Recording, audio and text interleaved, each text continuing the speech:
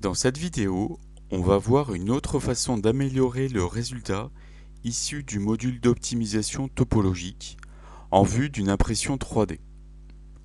Pour pouvoir faire cette vidéo, je vous conseille au préalable d'avoir visionné et reproduit à la fois la vidéo concernant la sollicitation de traction et l'optimisation topologique. On va voir ici quelques techniques pour augmenter les arrondis à cette pièce. Une fois que vous pensez avoir terminé ce travail, je vous conseille de lancer une étude de résistance des matériaux pour valider la tenue mécanique de votre pièce et valider ainsi votre conception. Pour supprimer les phénomènes de concentration de contraintes dans la pièce, il faut au niveau des arêtes vives les remplacer par des arrondis et ici par exemple augmenter les rayons de courbure dans cette zone de cette surface par exemple. En faisant un clic gauche sur la fonction style libre dans l'arbre du modèle, je sélectionne modifier la définition et à ce stade je peux soit faire un clic gauche sur une surface ou soit sur une arête ou soit sur un point. Donc ici je choisis de sélectionner avec un clic gauche ce point. Un copilote 3D apparaît et je peux par exemple déplacer cette flèche pour augmenter le rayon de courbure de la pièce.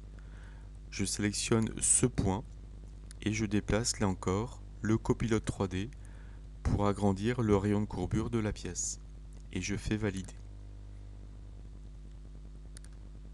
Je peux aussi créer un renfort dans la pièce. Pour cela, un clic gauche sur la fonction style libre. Je choisis modifier la définition. Et donc je vais créer un renfort dans cette zone ici. Donc dans un premier temps, je vais diviser la surface du dessous. Donc un clic gauche sur cette surface et je vais choisir avec un réglage à 75%. Donc j'ai une plus petite surface ici.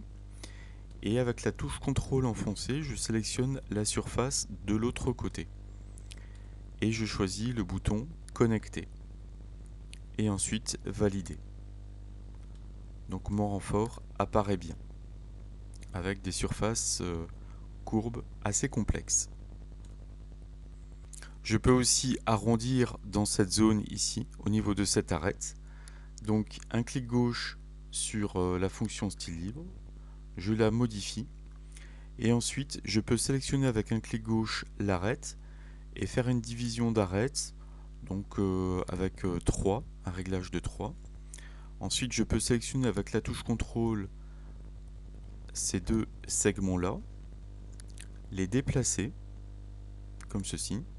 Et ensuite sélectionner le point central et le déplacer encore un peu, comme ceci, pour obtenir la forme que je désire. Et je valide.